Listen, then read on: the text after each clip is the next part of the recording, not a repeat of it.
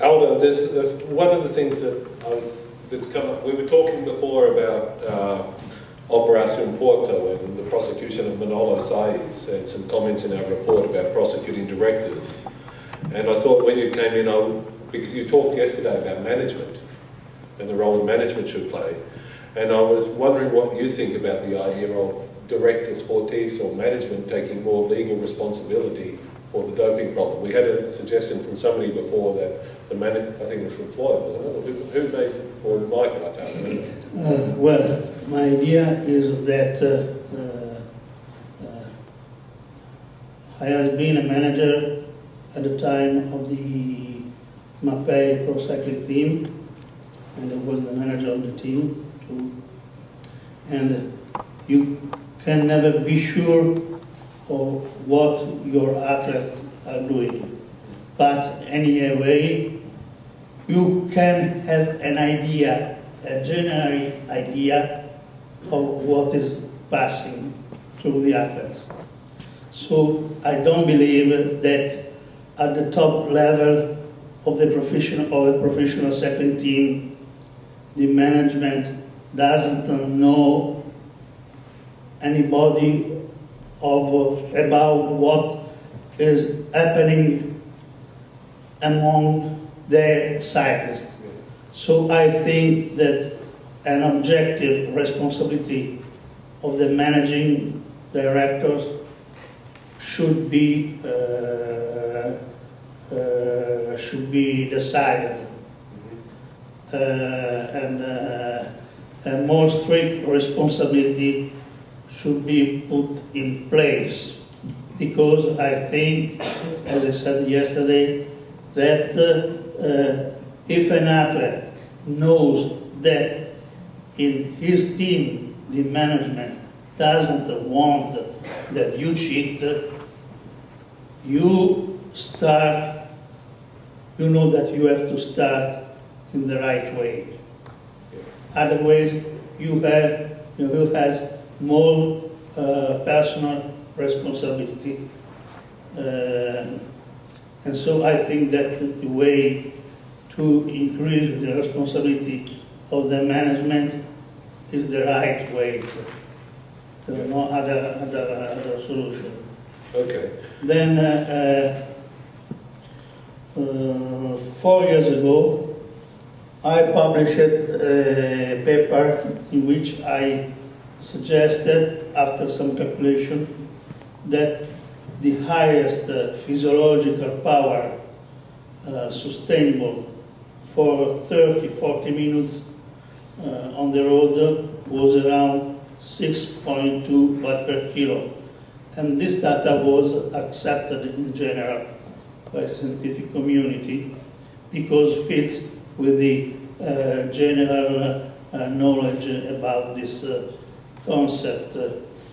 The problem is that it's not easy to do an estimation of the power expressed by an athlete while climbing, because you can do an error of 2 or 3%. And otherwise, you have the chance to know the power only measuring by a power meter. But the power meter has to be calibrated, and we can't think to put a power meter calibrator on all the bike of all the cyclists. And so I think this can't be a way to check the control. We can only give some computation to target more control on some subject. This is the only chance we have from this biomechanical computation.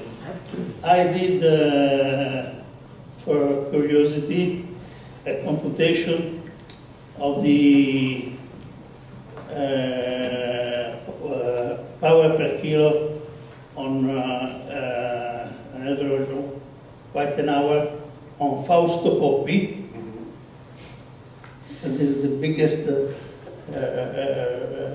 cyclist of the days, and basing of the data which I had from La Gazzetta dello Sport in some stages of the Giro d'Italia, corrected by the rolling resistance, we recomputed from some climb on graveled climb of the Giro d'Italia and so on.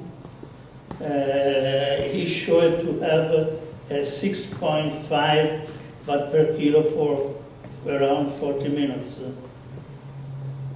which is which can be reached also with no more than 80-81 milliliter of oxygen per kilo per minute. That is not a very high value, a dramatically high value. So I think that the highest quality of photocopy was the endurance capacity more than the aerobic power. This is a supposition. Any responses? And I think, being here, Floyd, that he has a great responsibility. Why I decided to support Ivan Basso in his comeback to cycling after the suspension for the Operation Puerto. Simply because I believed that he said me the truth, that he was convinced to change.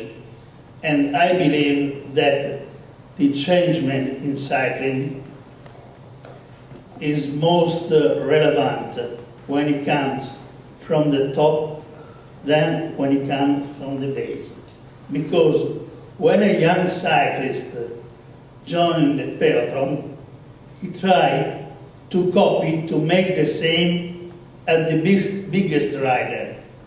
If he learns that the biggest rider become able to win in a clean way, this enforces his attitude.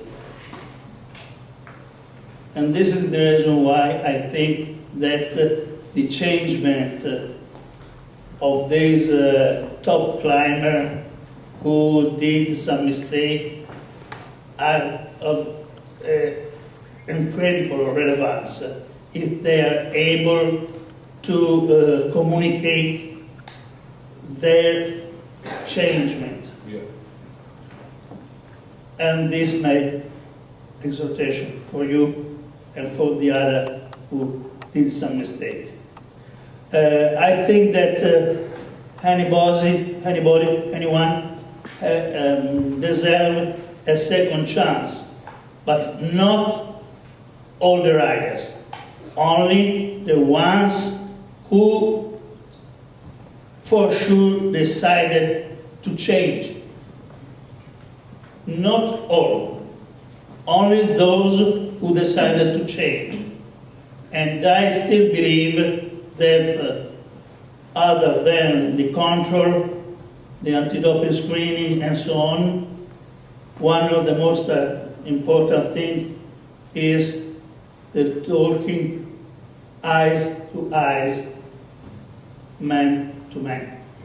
I trust in the man. I don't know how long I will live, and maybe this is another reason why I believe in each man. That's lovely.